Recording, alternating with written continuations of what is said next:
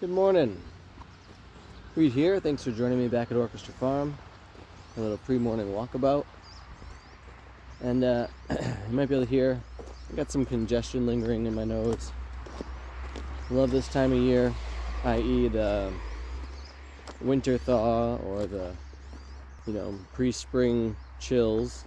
And one of the things I've learned about the soil is this notion that, I think it's every 10 degrees Fahrenheit, maybe it's less than that, you get all these different organisms that come to life and other ones that go to sleep, kind of thing. And I think that's true in our own microbiome. And so whatever picked up residency in me as a kid has this thing of lots of congestion at this particular time of year. So definitely in that same thought, I had to take a bunch of antibiotics over the winter for an infection after a small surgery. And as my little kids, came down with some sniffles and a cough over this past week, and then I got it, and I was like, that's odd. I don't usually get this. I realized, oh, right. All my own good microbial life forms got destroyed, which are actually a huge part of our immune system. And so I need to really re-up how I'm reestablishing those populations. And even the notion of, gosh, it's actually a good thing that I got sick, from this basis of that's one of the ways that all those antibiotics reestablish themselves. And so I was like, okay, well, with all that, I was hearing about kefir today in a podcast I was listening to on my way to work, and this notion of, yeah, maybe I should start brewing some of that. Now, yeah, I could go and buy it, but here's this thing that I consider in my own life, which is when you have living organisms that you're engaging with,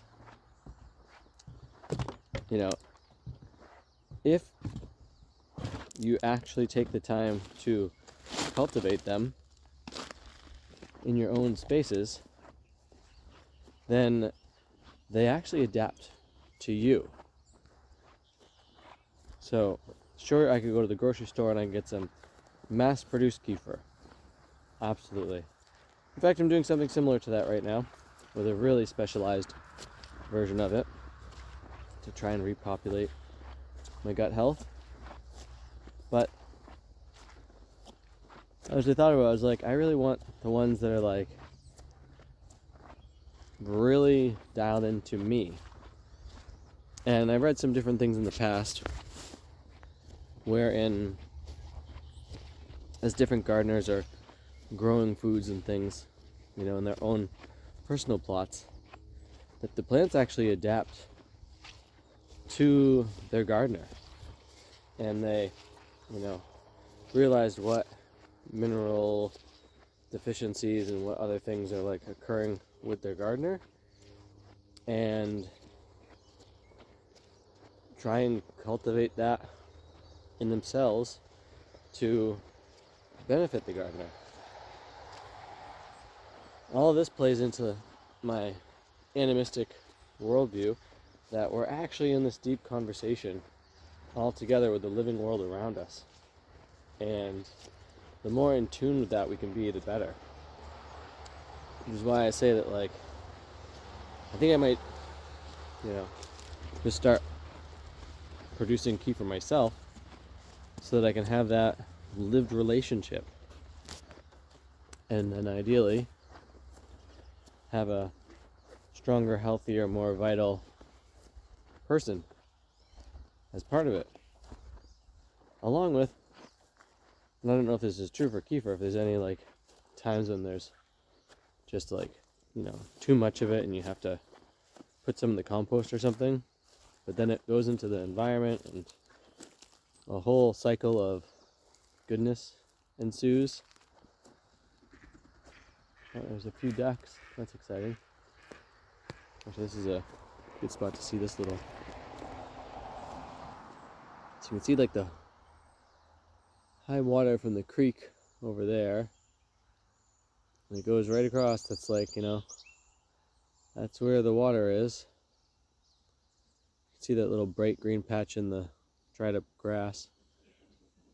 It's a whole bunch of, it's probably, I'm guessing duckweed that's there.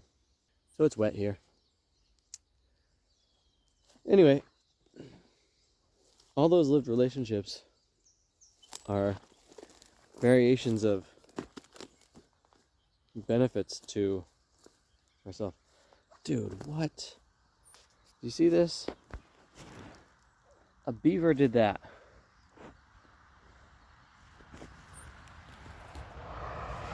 I'm looking through here and I'm like, where's my fence line? You know, I'm gonna say thanks for watching today. Thanks for being along on the journey with me. Super appreciate you subscribing to the channel if you haven't done so yet. If you want to check out my music, it's in the links in the description. And make sure you have too much fun.